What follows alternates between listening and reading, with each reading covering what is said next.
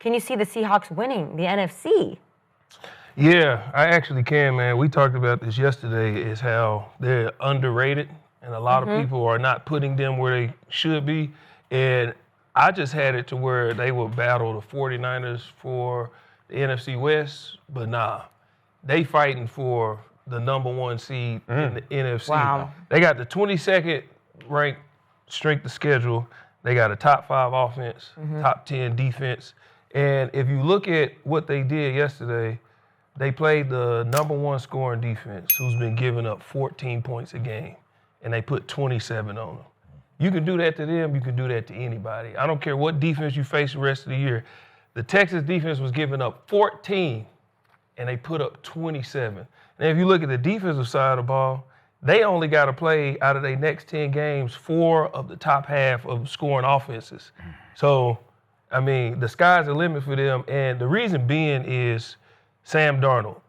He's playing with so much confidence. And you've seen what happened with Baker and what Baker said, when a city believes in you and an organization believes in you. Sam Darnold, they talked about it last night.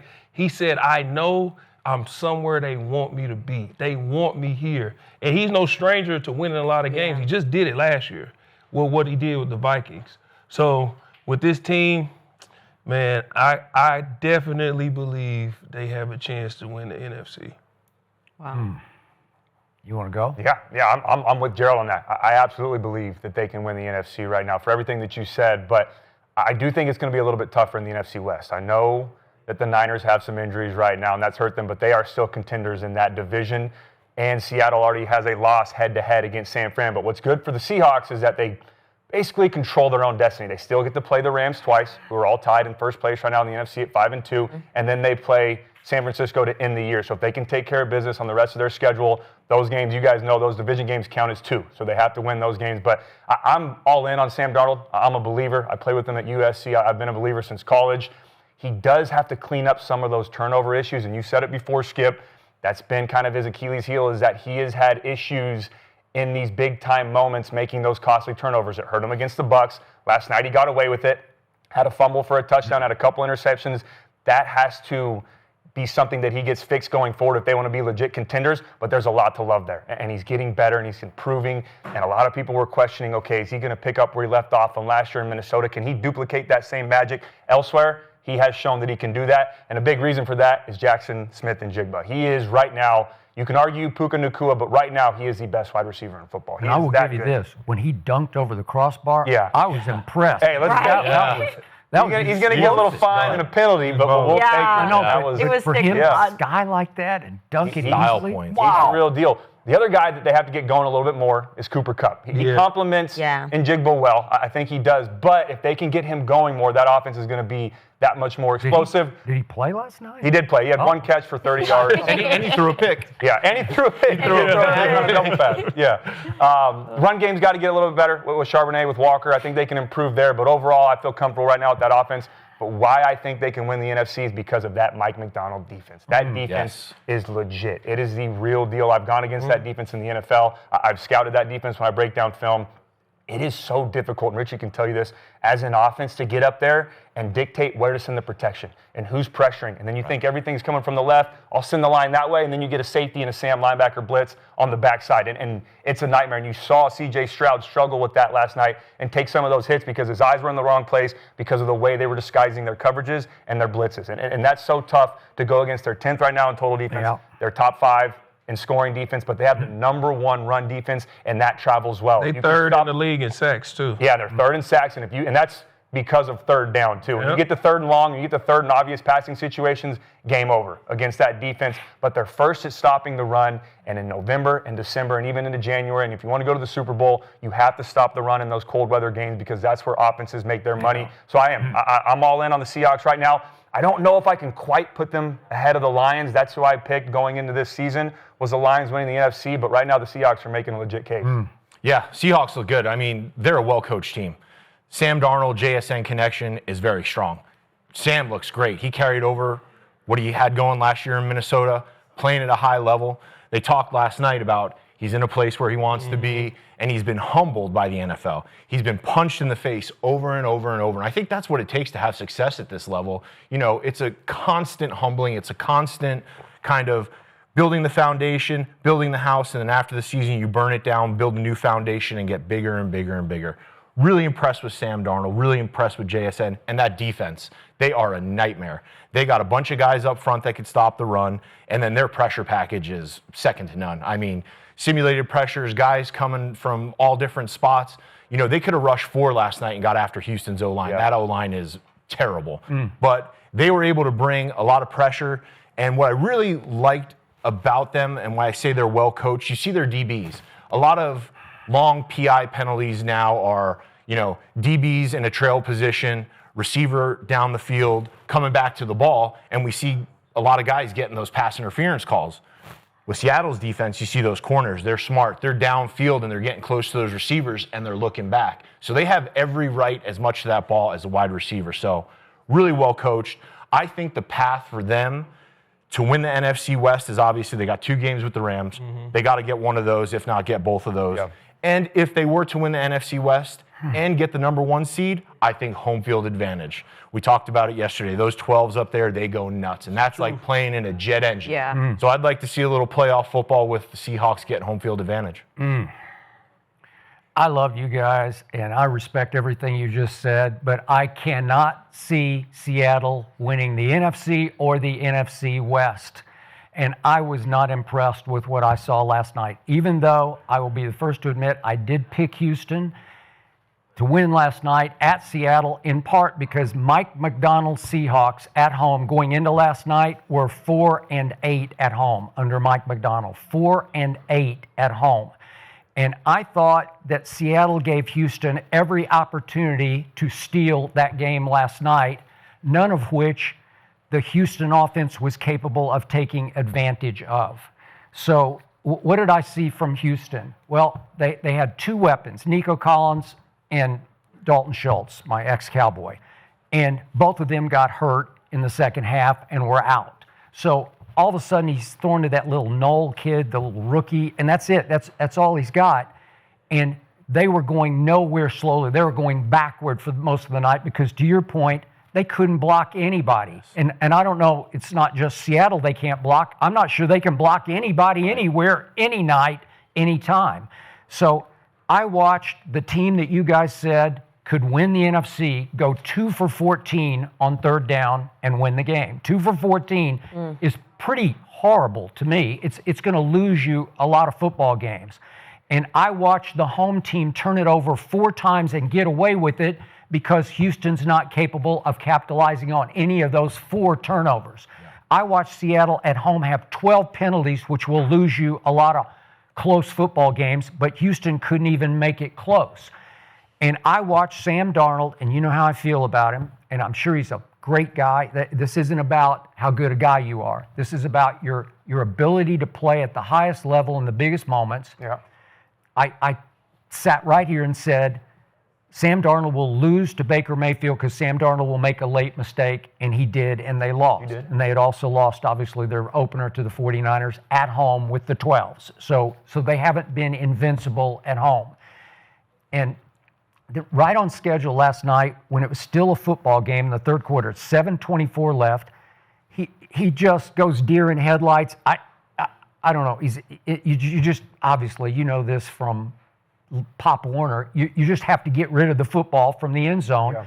And he just freezes up, and not only does he go down, but he loses the football. But you're in that play, you're still in the pocket. So you know that you can't just try to force something or throw it because then you get safety if you get intentional grounding. But I'm with you. You got to put 2 hands on the football. He moved to his left. And he tried to do something with it and get out of the pocket. But. And then there's another play with 3 minutes left. Same Darnold, as I call him. And he almost gets trapped for a safety. They gave him the 1-foot line, and it was really close, and it would have made that game very weirdly interesting if you get him down in the end zone and they get the ball back on a punt kickoff. Yeah. So I just look at the big picture of this, and Houston was so pathetic on offense. Look at what they did. They gave up the ball on downs 3 times in the 4th quarter where they just couldn't. They had it 3rd and 1 and 4th and 1 at their 41, and you just have to go for it. You can't get, you talk about the tush push, you can't get a half a yard, you can't get anything. And then with what was it, 5 minutes left, that they have it 2nd and goal at the 1 yard line. 2nd and goal at the 1. Now if you cash it, if you get 7, it's kind of an interesting football game, and they go backwards into a 4th and 5, and he can't find anybody in the end zone because he doesn't have time to find anybody in the end zone. So I don't know. I respect Mike Macdonald, and I agree with all your points. They're very well coached, but I'm not sure last night was any measuring stick where you say, wow, look, Seattle is a force. Like right now, and we haven't talked about them, but the Indianapolis Colts to me are a force. That looks like a force to me where they have arrived No, you don't think so? Boy, I do. I just do. I think that's legit. You're saying you're not buying in on the Colts? No. And I had them last week as my number 1 team. I'm not. You did? Yeah. And why did Over it the change? Bucs. What changed? Because of who they played. Who have they played? That's right. Seriously. We're not talking about that today. I could go in on that. About that. I could go in on that. They got 6 wins. 4 of them of their wins got a total of 5 wins combined. Yeah, but how are they winning those games? They're outscoring their They're blowing opponents. everybody out. 145-75. That's They're plus blowing 70 everybody point out. differential And then that quarterback that everybody loves, when he had to go on a drive versus the actual defense they played, he threw a pick to end the game. When they played Denver, another top defense. Talking about against the Rams? Yeah. Against the Rams. Okay. He threw a pick. And then they played Denver to go down and get the field goal. They had 8 plays, 7 runs, 1 pass. It was a short pass. He missed the field goal, and it was a BS penalty. Otherwise, they would have lost that too. But you've got to be in contention to win the game for that to even matter in the first place against that defense. This is the NFL. It's a game of inches. Yeah. So, So is a penalty. A 15-yard penalty is part of the game of inches. That's what I'm saying, but we talking about them as a force. It's they are playing well right now, but a force? Yes. Yeah. No. Their schedule has been Wait pretty a second. easy. Do you respect the Rams? Because I'm sure you do, because they came out here to the Rams. The Colts did. Yeah. And lost. Lost. Okay. But you're saying Wait. How did they lose? A.D. Mitchell has a 70-yard touchdown and is going in for a 17-13 lead in the 3rd quarter. And he showboats the football and drops it. After 70 yards, he dropped it, or they're going to be at 17-13. And then it's 20-all late in the game on the last Rams possession. And the slot corner on Tutu Atwell falls down at the snap, literally fell down. And they only had 10 guys on the field. And they had 10 guys on the field, and it's an an 88-yard touchdown. 88, and that's how they won the game 27-20 over a force. They beat Broncos. I got one last point on the Houston Texans. Everyone's asking what's wrong with C.J. Stroud. The offensive line is literally holding back the entire organization. The whole that show. defense is ready. Agreed. To win. I still believe in C.J. Stroud. I still believe in Nico Collins. They have the playmakers. Yeah. But watching that offensive line play last night, that is terrible. We talk about the 3rd and short, the 4th and short. They can't get any push, they're getting blown off the ball backward. I'm watching them getting blown out of the water. They lost everywhere up front. They lost everywhere up front. Yeah. They ran a naked. A naked is literally the easiest play in football. When offensive linemen were on a drive and they call naked, it's a playoff. It's elephants on parade. Yes. All 5 guys run this way. Elephants on parade. We love it. They can't even block it naked. No, they have pressure coming off both edges. Well, he can't get naked. He takes 2 steps, and he's like, He's got I don't have people anywhere to all go. over him. Yeah, so it's not what's wrong with C.J. Stroud. It starts and ends with that offensive line. And they got rid of Laramie Tunsil. They got rid of one of the best left tackles in the game and replaced them, with not a bunch of great guys. So this is on the offensive line. That was one of the worst offensive line performances I've seen. And the Seahawks, I'll say this, Skip, they got to go on the road. Yeah. 6 of the last 10, 2 are division games. The other 4, Commanders, Falcons, Panthers, Titans. They can win all of them. Yep. And then the teams they play at home, y'all's force and the Colts. If you're going to play a force, you want to be at home, right? Yeah. Yeah, then you got to play the Vikings. You want to be at home for that. They got the Cardinals at home. So if we look at their schedule, the Seahawks have a very favorable schedule to win a lot of these games. If you're going on the road, you want to play a bunch of these ducks. And that's what they do. That's what I'm saying. If we're talking about them winning the NFC, I think that they have a path to get enough wins to get that number 1 seed. Yeah. So, Gerald, 5-8 at home under Mike McDonald. You like that? You impressed? That's the 12s. No, 5 I'm and 8. I'm not impressed by that, but it's how they're playing and how they look right now and what they're doing totality at home. So if you have what they have, Sam Darnold's barely getting touched. He's only been sacked 9 times. So he's being protected. That's what you're going to need against the Colts when they come into town. That's what you're going to need against the Vikings who can draw it up. I know that Philly just picked them apart, but Brian Flores still can draw it up. So that's what you need. And then you need to be able to counter any other group that can get to your team's quarterback. And that's what their defense can do.